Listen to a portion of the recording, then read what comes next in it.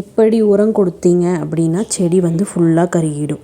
So அதுக்கு first என்ன பண்ணோம் அப்படின்னா, ஃபஸ்ட்டு எப்போவுமே மண் வந்து ரொம்ப கெட்டியாக இருக்குது, அதாவது மேலே பாசம் பூத்த மாதிரி இருக்குது அப்படின்னா அப்போ நீங்கள் உரம் கொடுத்தீங்கன்னாலும் ஒரு யூஸ்மே கிடையாது.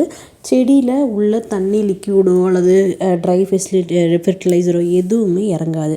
ஸோ அதனால் என்ன பண்ணால் எப்போவுமே மண்ணை வந்து கிளறிட்டு தான் வந்து நீங்கள் ஃபெர்டிலைசர்ஸ் வந்து கொடுக்கணும். அது லிக்யூடாக இருந்தாலும் சரி, ட்ரை ஃபெர்டிலைசராக இருந்தாலும் சரி, சரிங்களா? ஸோ ட்ரை ஃபெர்டிலைசர் எதெல்லாம்னு சொல்லிவிட்டோம், லிக்யூட் ஃபெர்டிலைசர் எதெல்லாம்னு சொல்லிவிட்டு நம்ம ஒரு சார்ட் ரெடி பண்ணி வந்துட்டு கண்டிப்பாக வந்து போடலாம். ஓகேங்களா? அதுக்கப்புறம் பார்த்தீங்க அப்படின்னா, இப்போ வந்து நம்ம லிக்யூட் ஃபெர்டிலைசர் அரிசி கழுவுற தண்ணி டெய்லியும் கொடுக்கலாம். அதனால் ஒரு பிரச்சனையும் இல்லை.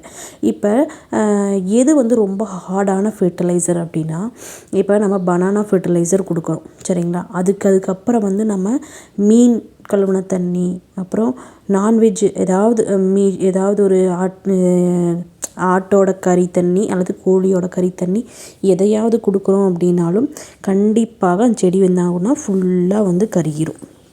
ஸோ உடனே கொடுக்கக்கூடாது. நான்வெஜ் ஃபர்டிலைசர் மாதம் ஒரு தடவை கொடுக்குறோன்னா அடுத்த மாதம்தான் நம்ம கண்டிப்பாக வேறு ஏதாவது லிக்யூடை வந்து ஊற்றணும்.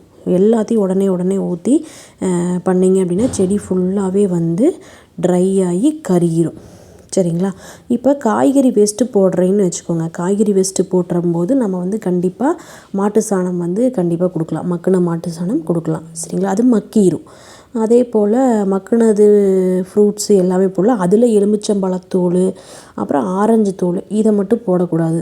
அப்போ நான்வெஜ்ஜே நம்ம தண்ணி ஊற்றுறோம், கழுவி வாஷ் பண்ணி ஊற்றுறோம் அப்படின்னா அதை நல்லா ஃபில்ட்ரு பண்ணிவிட்டு அதில் கொஞ்சம் கிராம்பு பவுட்ரு மஞ்சத்தூளையும் மிக்ஸ் பண்ணிவிட்டு அப்புறம்தான் வந்து கொடுக்கணும். ஃபஸ்ட்டு வாட்டரை மட்டும் தான் கொடுக்கணும், அதாவது முதல் கழுவின தண்ணி மட்டும் தான் கொடுக்கணும். எப்போவுமே நான்வெஜ் கொடுக்குறம்போது ஒரு மாதத்துக்கு எதுவுமே கொடுத்துறாதீங்க. அதாவது மாட்டு எரு உரம், ஆட்டு எரு உரம், அப்புறம் வாழைப்பழத்தோல் கரைசல் எதுவுமே கொடுத்துறாதீங்க நான்வெஜ்ஜு கொடுக்குறப்ப மட்டும். ஏன்னா அது ரொம்ப மண்புழுவை ரொம்ப அதிகமாக உருவாக்கும், சரிங்களா? ஸோ இதெல்லாம் வந்து வெஜிடேரியன்ஸ் எல்லாம் வந்து மாட்டு எரு அப்புறம் வந்துட்டு வெஜிடபிள்ஸ் எல்லாமே வந்து கொடுத்துடலாம். அதெல்லாம் வந்து எந்த பிரச்சனையும் இல்லை. நான்வெஜ்ஜு கூட வெஜ்ஜு மிக்ஸ் ஆகும்போது தான் சூடு அதிகமாகி உங்களுக்கு இதாயிரும், சரிங்களா? அதுக்கப்புறம் குளிர்காலங்களில் வந்து என்ன கொடுக்கலாம், வெயில் காலங்களில் என்னென்ன உரங்கள் கொடுக்கலாம் அப்படின்னு சொல்லிட்டு நான் கண்டிப்பாக உங்களுக்கு வந்து வீடியோ அப்லோட் பண்ணுறேன். ஸோ இந்த குளிர்காலத்தில் நீங்கள் அதிகமாக தண்ணி விட வேண்டாம். ஈரமாக இருக்குன்னா விடாதீங்க. ட்ரை ஃபெர்டிலைசர் வந்து அதிகமாக வந்து யூஸ் பண்ணிக்கோங்க. குளிர்காலத்தில் வந்து நீங்கள் 2 நாளைக்கு ஒருக்கா தண்ணி விட்டால் போதும், சரிங்களா? அந்த மாதிரி பார்த்துக்கோங்க. இல்லை ரொம்ப வெயில் அடிக்குது இன்றைக்கி அப்படின்னா கண்டிப்பாக அன்றைக்கி சாயந்தரம் வந்து தண்ணி ஊற்றிடுங்க.